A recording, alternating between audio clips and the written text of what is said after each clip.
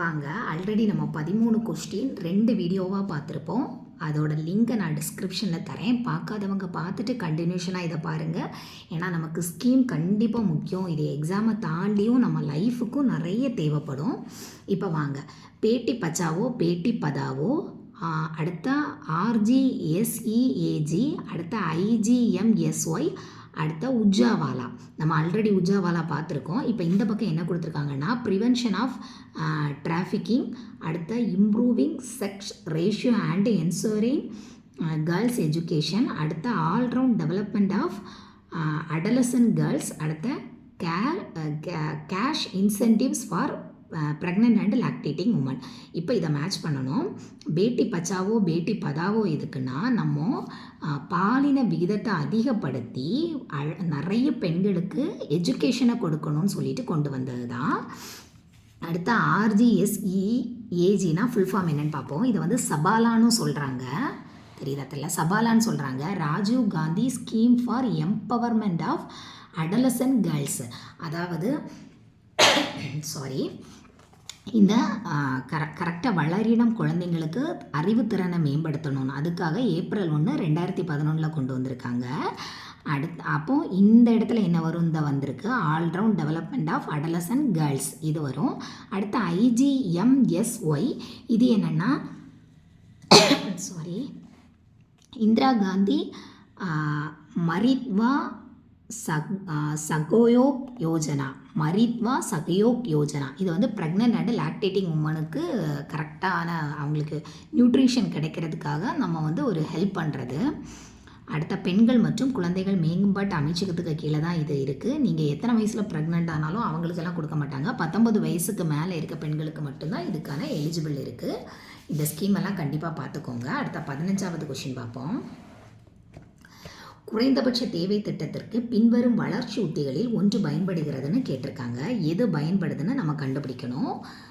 Answer வந்து கிராம வளர்ச்சி திட்டம். இது வந்து நாக்பூர் திட்டம், 20 ஆண்டு சாலை திட்டம், மத்திய சாலை நிதி, இது எல்லாமே சாலை சம்மந்தப்பட்டது. நாக்பூர் திட்டம்னா என்னென்னு பார்ப்போமா. நாக்பூர் திட்டத்தில் சாலையை 5 வகையாக பிரிக்கிறாங்க. நேஷ்னல் ஹைவே, ஸ்டேட் ஹைவே, முக்கிய மாவட்ட சாலை, அடுத்த பிற மாவட்ட சாலை, கிராம சாலைன்னு பிரிக்கிறாங்க. இந்த நாக்பூர் திட்டம் எப்போ கொண்டு வந்தாங்கன்னா 1943 63 வரை. இது 20 வருஷ சாலை திட்டம். அதுக்கடுத்து 2வது கொண்டு வந்தது என்னென்னா, உங்களுக்கு தெரியலன்னு நினைக்கிறேன், ஒரே ஒரு நிமிஷம் நான் இப்படி எடுத்து காமிக்கிறேன். 2வது என்னென்னா பம்பாய் திட்டம் கொண்டு வந்திருக்காங்க. 1961 இருந்து 1981 வரைக்கும், எல்லாமே 20 வருஷம்தான். லக்னோ திட்டம் பார்த்தோன்னா 1981 இருந்து 2001 வரைக்கும். மொத்தம் அப்போ சாலை திட்டம் ஃபஸ்ட்டு என்னென்னா நாக்பூர் திட்டம் கொண்டு வந்திருப்பாங்க. அதுக்கப்புறம் பம்பாய் திட்டம், அதுக்கப்புறம் லக்னோ திட்டம். அடுத்த தேசிய கிராமப்புற வாழ்வாதார இயக்கம் எப்போன்னா ஜூன் 2011. தேசிய நெடுஞ்சாலை வளர்ச்சி திட்டம் 1999. இது பார்த்துக்கோங்க, இது மேட்ச்சில் கேட்டிருக்காங்க.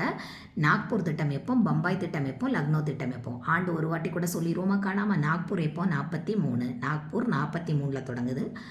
அடுத்த ஒரு 20 வருஷம் கூட்டிக்கோங்க, அதை விட்டுருங்க. அடுத்த பம்பாய் வந்து 61 தொடங்குது. லக்னோ வந்து 81.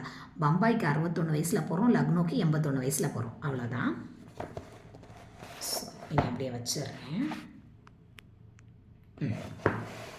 அடுத்த கொஷின் பார்ப்போமா. அடுத்து வந்து 16வது கொஷின் இந்த இருக்குது, தெரியுதா.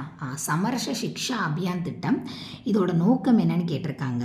சமரச சிக்ஷா அபியான் திட்டத்தோட நோக்கம் என்னென்னா, பொது கல்வியோட தொழிற்கல்வியை இணைக்கிறது தான் சமரச சிக்ஷா அபியான். 2018 கொண்டு வந்திருக்காங்க. அடுத்த கொஷின் என்னென்னா, ஏக் பாரத் ஸ்ரேஷ்ட பாரத் திட்டம், இது பற்றி எது சரின்னு கேட்டிருக்காங்க. சர்தார் வல்லபாய் படேலின் 140வது பிறந்த நாள் அன்று இது அறிவிக்கப்பட்டிருக்கு. அவர் அப்போ எப்போ பிறந்திருக்காருன்னு தெரியணும். அக்டோபர் 31, 2015. நமது தேசத்தின் ஒற்றுமை மற்றும் பன்முகத்தன்மையை கொண்டாடுவதே இதோட குறிக்கோளாக இருக்குது. எதுக்காகனா, கலாச்சார பரிமாற்றத்தை ஊக்குவிக்க, பரஸ்பர புரிதல் மற்றும் பாராட்டுகளை அதிகரிக்க. அதாவது இப்போ தமிழ்நாட்டில் உள்ள கலாச்சாரம் கேரளாவில் தெரியணும், தமிழ்நாட்டில் இருக்க கலாச்சாரம் பஞ்சாபில் தெரியணும், பஞ்சாபில் என்ன கலாச்சாரம் இருக்குன்னு இங்கே தெரியணும். அதுக்காக கொண்டு வந்தது தான் ஏக் பாரத் ஸ்ரேஷ்ட பாரத்.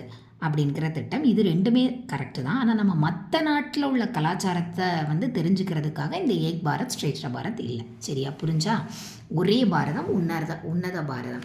அடுத்த பாஷா சங்கம்னு ஒரு மொபைல் செயலி இருக்குது. அதில் நம்ம ஏதாவது இப்போ தமிழ்நாட்டில் உள்ள ஏதாவது ஒரு வார்த்தையை போட்டால் அதுக்கு என்னென்ன மொழியில் என்னென்ன அப்படின்னு நம்ம அங்கீகரிக்கப்பட்ட மொழிகளில் இருந்து எல்லாமே அப்படியே வரிசையாக வந்துடும். அதனால் பாஷா சங்கமும் இந்த ஏக் பாரத் ஸ்ரேஷ்ட பாரத்தில் உள்ள திட்டம் தான். அதை ஞாபகம் வச்சுக்கோங்க.